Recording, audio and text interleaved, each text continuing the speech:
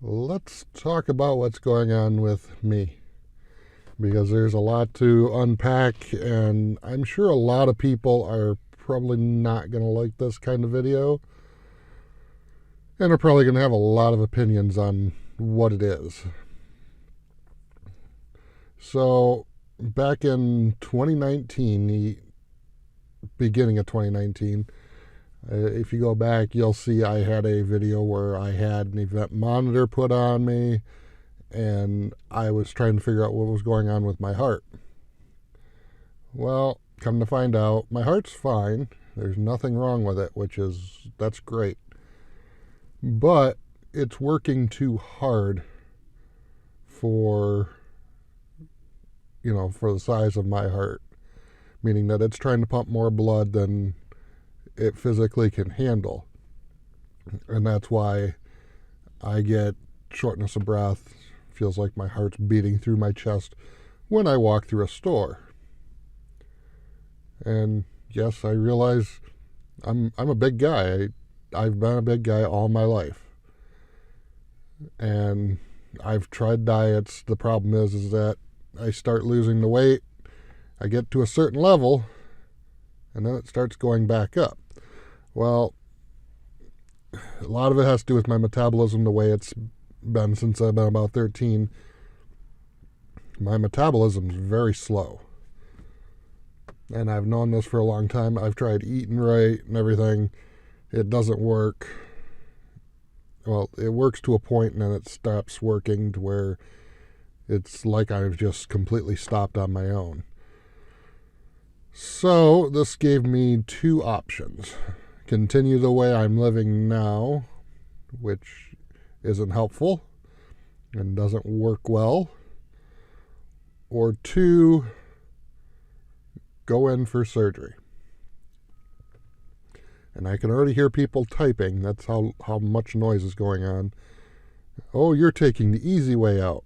Now, I'm not going to say your opinion's wrong or right.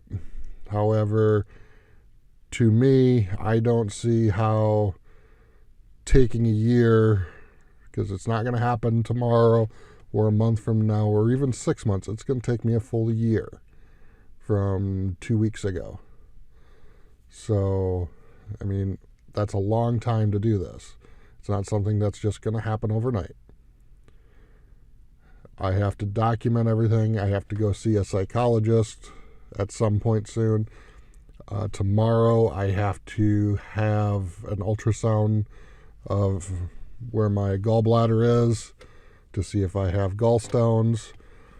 I have to take, yesterday I had to take and have 12 or 13 vials of blood drawn. I had to blow into a bag to see if I've got this bacteria which causes ulcers that can potentially kill you, but I don't have it. I'll try to remember to put the name in the description because it is kind of an interesting thing. I also have to have a sleep study. My insurance, though, won't cover me to see the dietitian more at all. So the hospital I'm going to gives me three free visits, one of which was my first visit to the clinic, as just to talk about it, talk about what was going to go on, what was happening, and how things are going to proceed. A couple weeks from now will be my next one, and then I won't have another one, I believe, until like 2 weeks before my operation. So, I mean, there's that.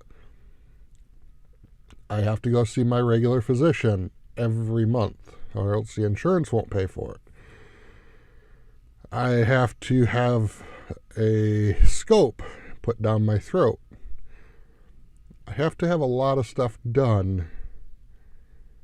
So it's not easy. And the one that always gets me is the surgery is the easiest route. Yes, 3 to 6 incisions, having something completely removed, titanium staples holding your stomach together for the rest of your life. Yes, that's easy. I'm also not going for the true bypass. I'm going for the gastric sleeve. And there is a reason why I've chosen that one. It's in my eyes and everything I've studied up on, it's less invasive. And two, if there is a problem and it needs to be corrected, I can go to the gastric bypass. I cannot, however, if I have the gastric bypass, go back to the sleeve. So there is that.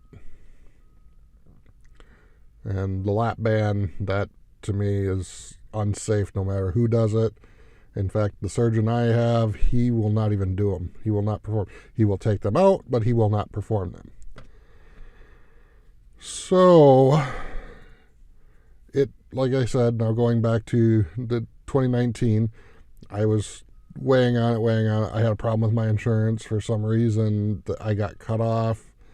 It took me 2 months to get it back. And I was frustrated, angry, and everything, so I kind of put it on the back burner. I said, well, in 2020, I will start the process. And we all know what happened in 2020. Cough.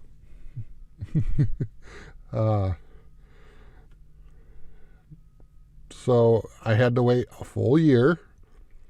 And finally this year I said enough is enough. I'm going to start the process because I'm not getting any younger. That much is true. No matter how I slice it, I'm going to be getting older. And I'd like to stick around for at least another couple years, maybe a couple decades. But I will say that I'm not a doctor in any way. I'm not going to give you medical advice. However, if you're planning on doing this, make sure you sit down, think things through. Don't just go, oh, I'm going to get this done, I'll lose all this weight, and then I can go back to eating how I used to. No, you're not going to be able to do that no more. Once it's done, you can't eat the way you used to. And for me, that's going to be kind of hard, and I'm going to have to work around it. I'm trying my best right now to stick to a diet that I've been working at. And a lot of people I know are also going to ask, well, how did you get so big? Why didn't you take precautions? When I was 13 years old, my metabolism just stopped. I started to get taller, but I also started to get bigger. And it just continued and continued. It'd have peaks every now and then. And it just happened that way. Now, before that, though, when I was, 5 or 6, I could wear boys' slim jeans with a belt because there was nothing really to hold on to when I wore the pants. So, I was not always a big guy. It's just that after a certain point, my body kind of kicked in and, it just kind of went downhill. I'd always heard when I was younger, oh, you're too skinny, eat more. And at that time, I could eat, and it didn't bother me. I could shovel away the food. Now, though, as I'm older, I can eat a great big meal. I could eat a big supper or dinner, whatever you want to call it.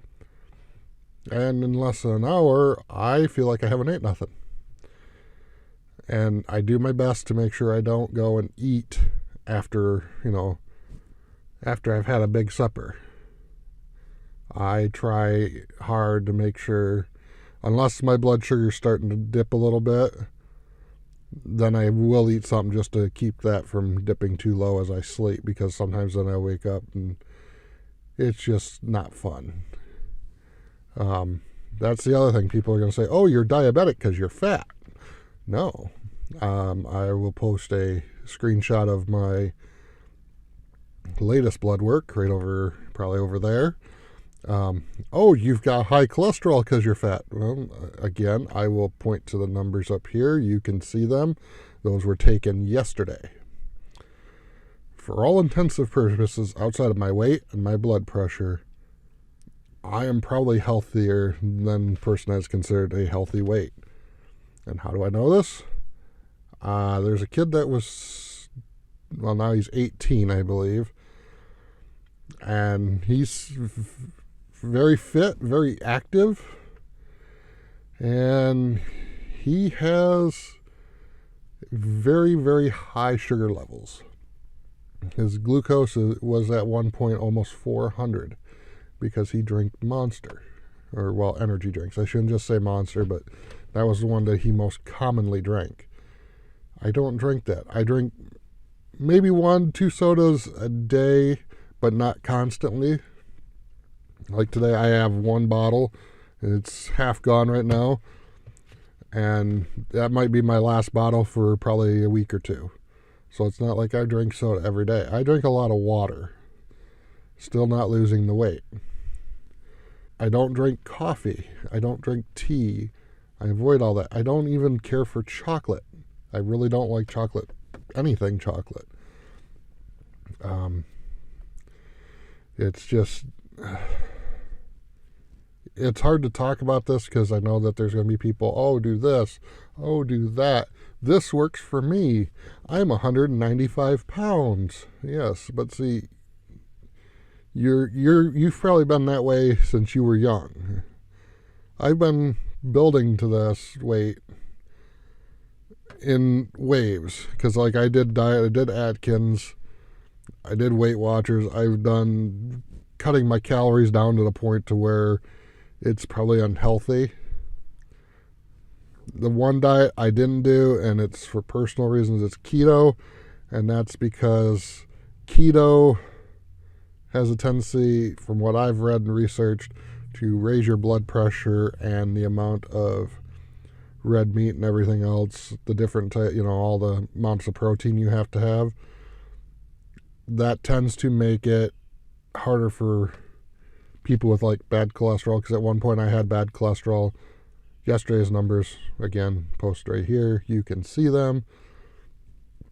It's one of them, everybody's different. I can't sit there and say, oh, this is working for me, so you have to do it. No, I won't. I will say that if you've done other things and this is your last option, your last recourse of action, do it. Make sure you're fine with it. Go and see your family doctor. Go to the clinic. Talk to them. They know more than people on the internet. I just shooting that out there. You can go and talk to whoever you want to online on YouTube, Twitter, Facebook, Instascam. They'll tell you all this stuff. But what's their qualification? Well, they're on YouTube. Well, that's fine. That's great. They're on YouTube. Are they a doctor? Well, no. Okay, then. Don't listen to them for medical advice. Go talk to a doctor, someone who's, especially a doctor you've seen before. Don't trust me. Don't trust other people out there. It's all how you want to do stuff. But you want to go the right way, not just rush into something and go, oops, I didn't want to do this. Trust me, I really honestly didn't want to. But for me to walk around and whatnot, I need to. I need to get some semblance of being normal. So, I might do a little short for when I'm at the sleep study thing next month, just as a goof. I want to have fun with this as much as possible. I don't want people to just go, oh no, you can't do this, you can't do that. Oh, it's like, no, I want to have fun. I want to I don't want to entertain by having myself go through a lot of pain, but I want to show people what to expect. You see a lot of people, oh, I'm going on this journey. Well, yeah, but you're way too hyper about going on this journey because it's going to hurt like hell. I mean, honest truth, it's going to probably hurt a lot. And I'm mentally prepared for that, but at the same time, in the back of my head, I'm going, this is going to hurt, and it's going to hurt bad. So, I mean, you have to weigh your options. You have to weigh, is it right for me? Is it not right for me? And in my case, it is. So anyways, in closing, do what's right for you. Don't just listen to me For God's sakes, don't. I mean, I'm living proof you don't want to use me as a good example of a bad example. Well, actually, yes, you do want to use me as a bad example. But anytime you want to make a medical choice like that, go see a doctor. Don't just read, oh, I read this little article online and it told me. No, go see a doctor. It's the best advice you'll ever hear of anybody saying. Go see a doctor. They will steer you correctly. Someone online could screw you over, and they're not going to care if something bad happens to you. They might feign, that they care, but they don't. So, until next time, guys, have fun.